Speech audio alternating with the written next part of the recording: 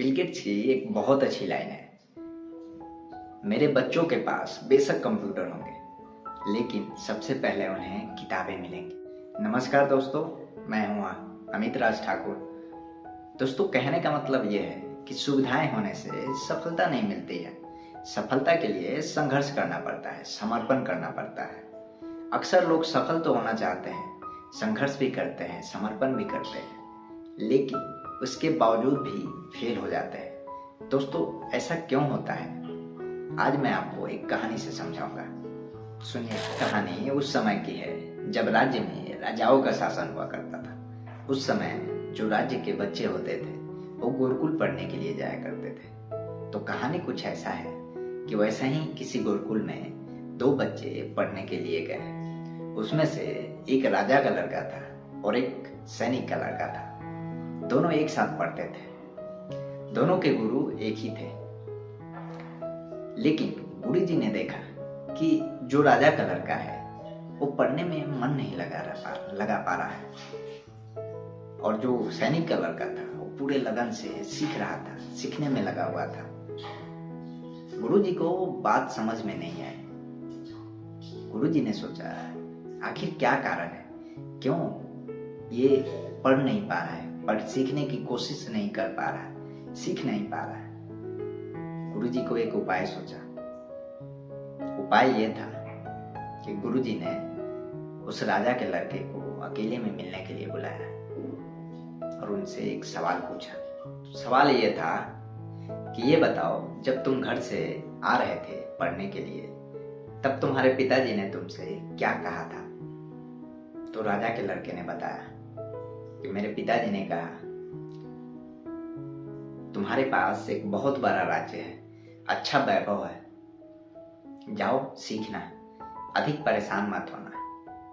याद रखना, ये जो गुरुकुल है ये मेरे राज्य के अंदर ही आता है, इसलिए तुम्हें किसी भी प्रकार की दिक्कत नहीं हो सकती और ये पूरा राज्य तुम्हारा है।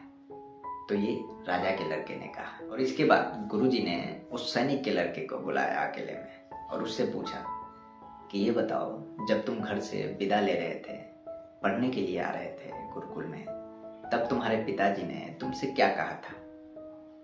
तो सैनिक के लड़का ने बताया, बेटा तुम्हें योद्धा बनना ही होगा, क्योंकि राज्य की रक्षा तुम्हें ही करनी है और तुम्हारी आजीविका, तुम्हारे रोजी रोटी इसी से चलनी है। जा रहे हो तो लगन से पढ़ना, जो सिखाए वो सीखना, और याद रखना तुम एक सैनिक के लड़के हो। गुरुजी को बात समझ में आ गई।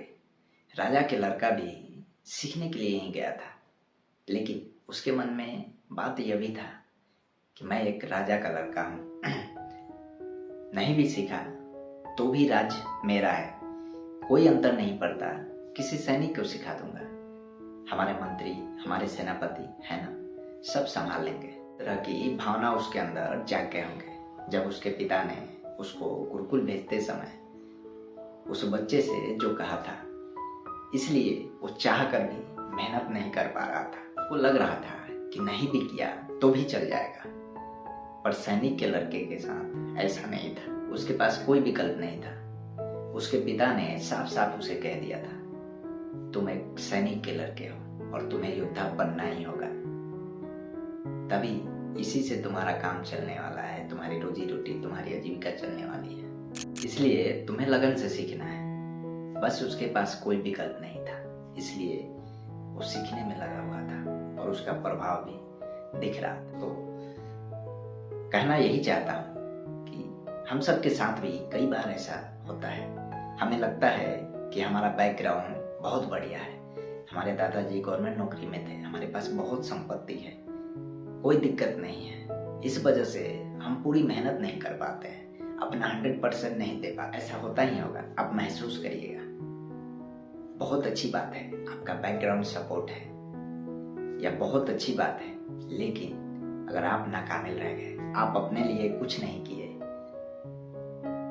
तो ये बैकग्राउंड सपोर्ट आपका अधिक समय तक साथ नहीं दे पाएगा। अब देखिए ना, अपने चारों तरफ कोई रिक्शा चालक की बेटी जज बन गई, कोई जूते सिलने वाले का बेटा आईएएस बन गया, कलेक्टर बन गया, आईपीएस बन गया।